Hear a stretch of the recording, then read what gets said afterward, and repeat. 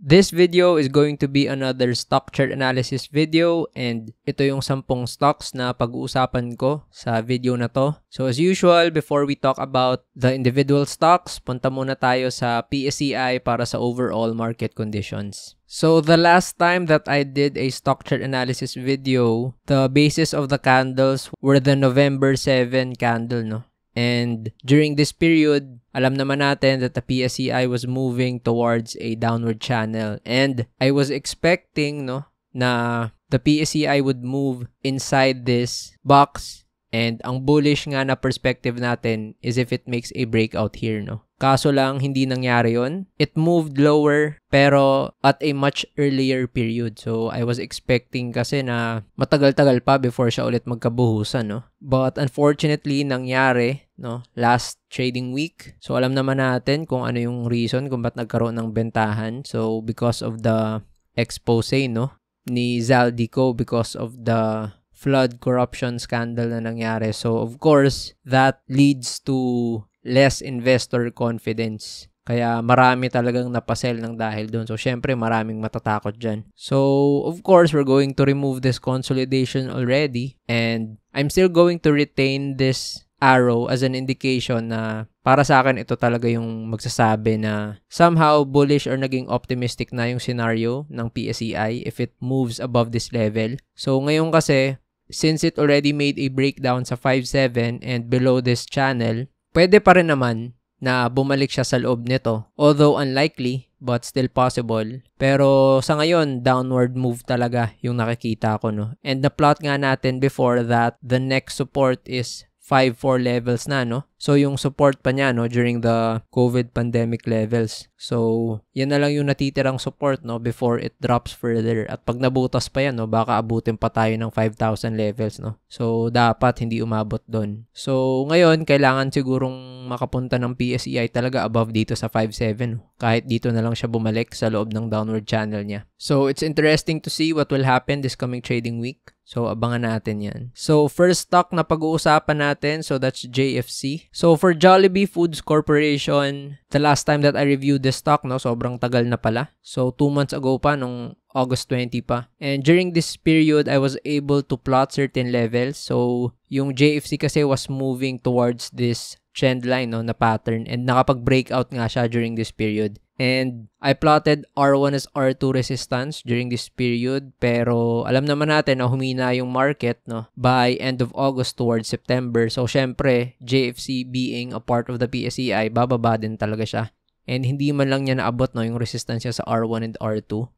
So, tatanggalin ko na yung resistance levels na to. Syempre, I'll just replot them in the future pag umabot man yung JFC sa levels na yan. But I was able to plot the support here as S1. So, nag-support nga ito during the August 26 period pero nag-breakdown nung September 9. No? So, tatanggalin ko na yan. And itong na-plot na S2, ito rin yung nagsilbing support, no, previously. Unfortunately, nag-drop din nung November 3, dire-diretso, no? Kasi during this period, naka-recover pa siya eh. And then S3 yung natitirang support, kaso ang nangyari dyan, nagkaroon din ng breakdown, no, nung November 5. So, para sa akin, syempre, i-convert ko na to as a resistance, pero lagyan ko lang muna to ng R and I'll indicate later kung R1 ba siya or R2, no? And I'll also remove this trend line. So, if we're going to look towards the left para makita yung support ng JFC, makikita natin na nabutas niya rin lahat ng mga important supports. Pero dito siya nakahanap ng support sa level na to, no? Yung around 182. So, ito siya.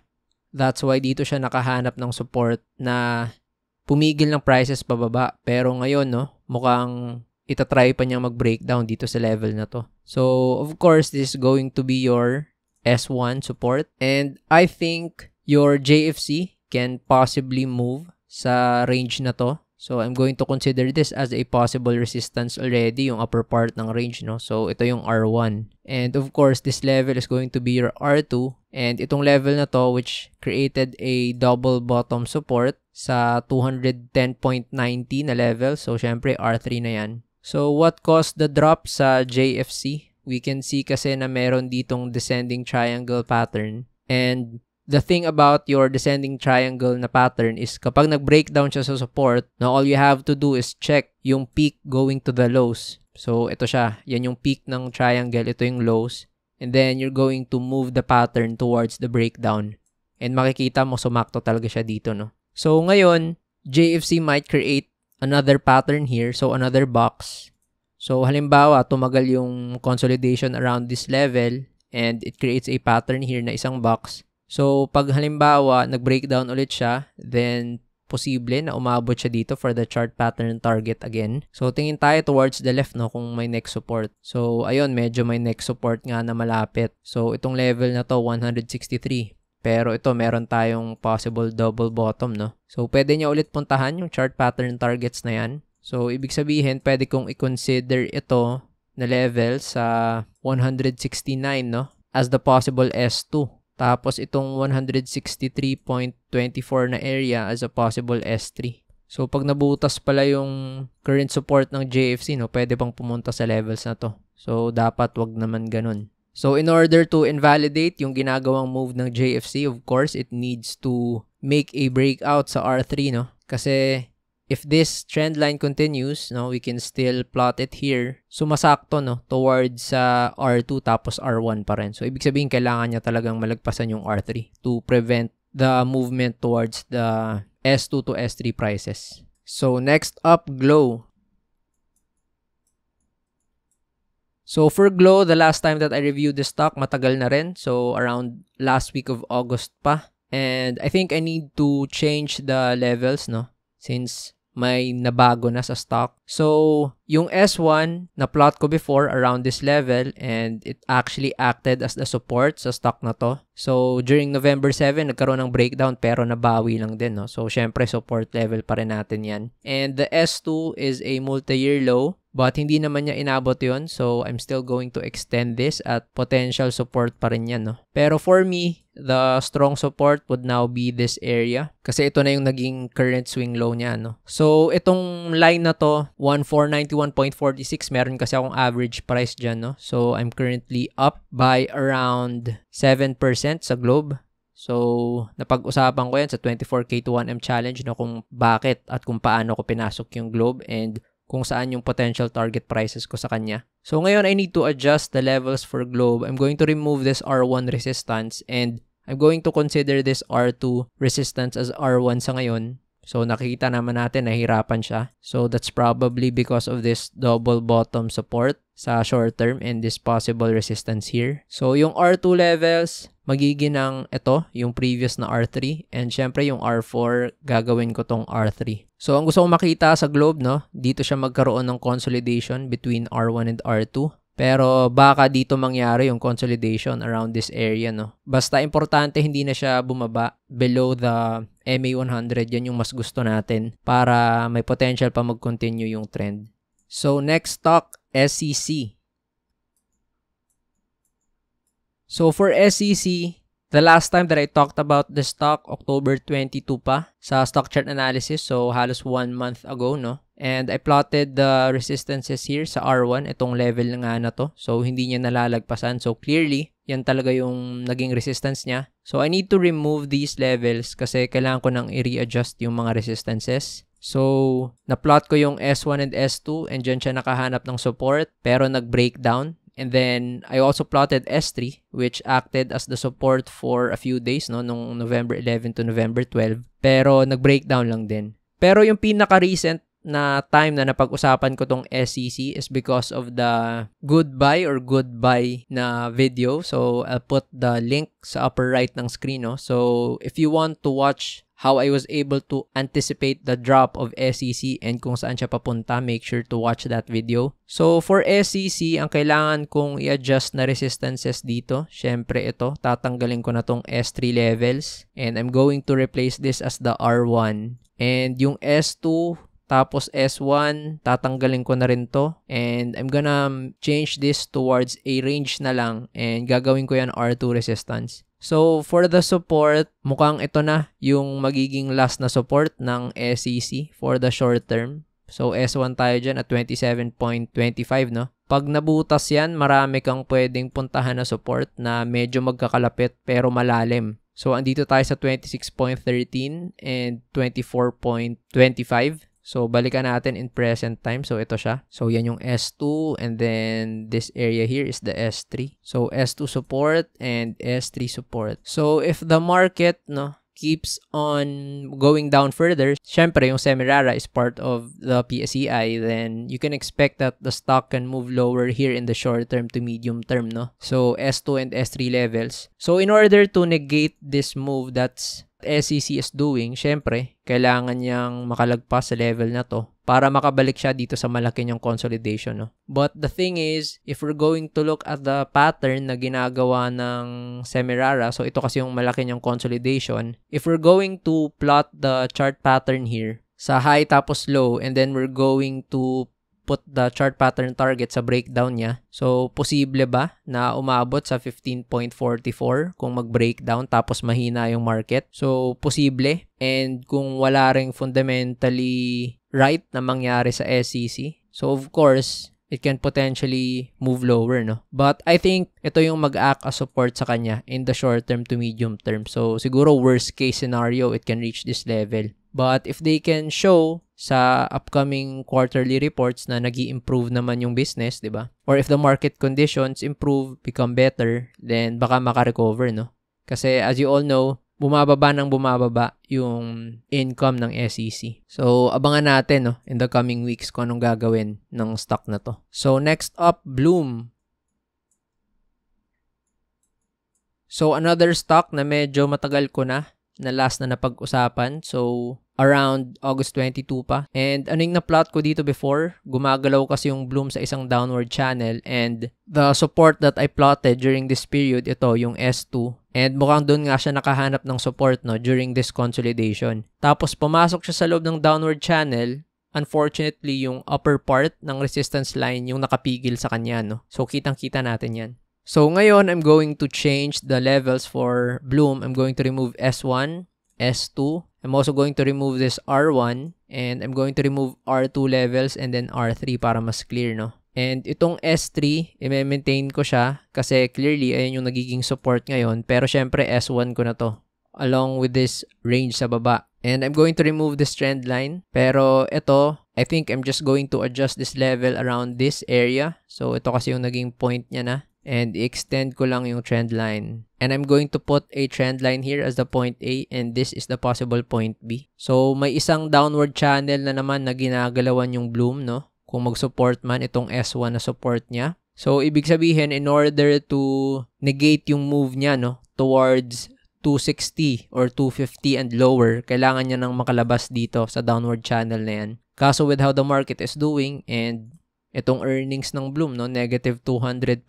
Compared sa 3Q 2024, mukhang hirap niyang puntahan. So, ito na lang siguro yung pumipigil dito, no, yung bottom part ng trend line, tapos itong S1 support. Kasi pag nabutas pa yan, ang sunod niyang pwedeng puntahan, no, baka 2 as the possible psych na support sa 2. So, ito yung S2 natin. So, ibig sabihin, hindi pala pwedeng mag-breakdown yung Bloom dito kasi pwede siyang pumunta sa DOS, no. So, for the resistance, itong level na to, around 3.42, could act as the resistance since my previous swing high sa level na yan. And this level here sa 4.33 could act as the R2. Tapos, syempre, andyan pa yung mga MAs, no? So, not really looking good for Bloom. So, next up, Plus.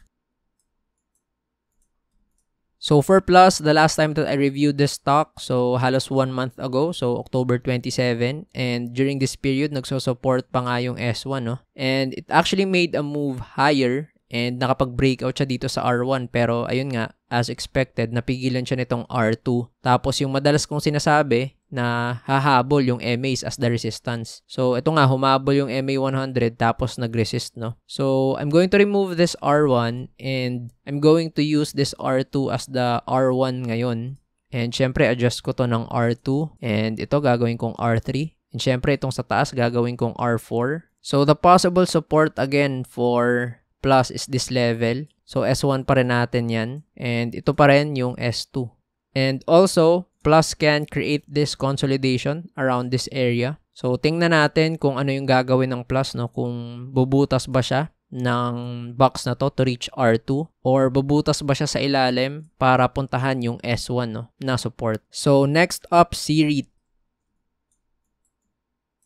So for C-REIT, last time that I reviewed the stock, so November 7 pa. And anong nakikita natin sa ginalaw ng C-REIT? So na-mention ko before na it was moving inside a falling wedge, and if it makes a breakout sa falling wedge, the resistance is around 3.53 to 3.56, and kailangan niyang malagpasan tong level na to, no, para ma-negate yung downward move. Kaso ang nangyari, nag-breakout nga siya dito sa falling wedge, pero napigilan ng resistance as expected. So ngayon bumabalik ulit siya sa ilalim. So of course, the falling wedge is no longer here, and ang ginagawang move ng C-REIT is creating a box, no, sa level na to. So we can expect that C-REIT is gonna move towards a consolidation around this area until it makes a breakout sa R1 levels, or it can break down para pumunta sa S2. So dividend X date is on December 10. So it needs to move sa higher part ng range niya, no? Kasi kung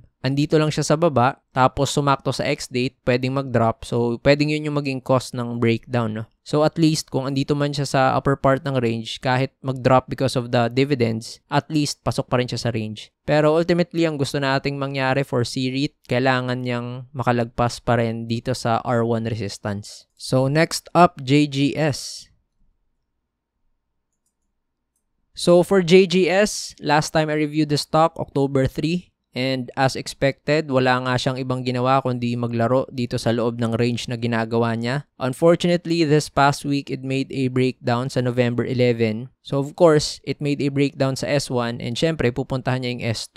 So, it's now acting as the support, no, last Friday. So, I'm going to remove this range kasi I no longer see it moving inside that range. And itong S1, tatanggalin ko na rin. So, the S2 ngayon, along with this level here, I can consider this as the current support for JGS. So, gagawin ko na tong S1, no? And potentially, this area could act as the next support for JGS, yung 19.29, 19.30 levels. And S3 around this area sa 17.50.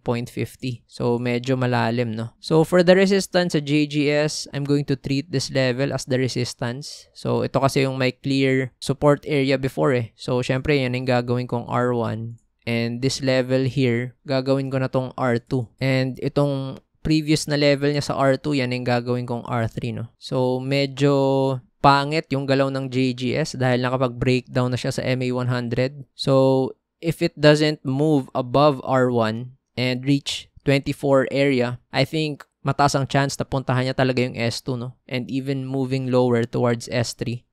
So, of course, being one of the blues and first liners, hindi maganda na pababa pa yung market. So, let's see this coming trading week kung kaya ba niyang mabutas yung R1 para manegate yung move towards the S2 and S3 levels. So, next stock, AP.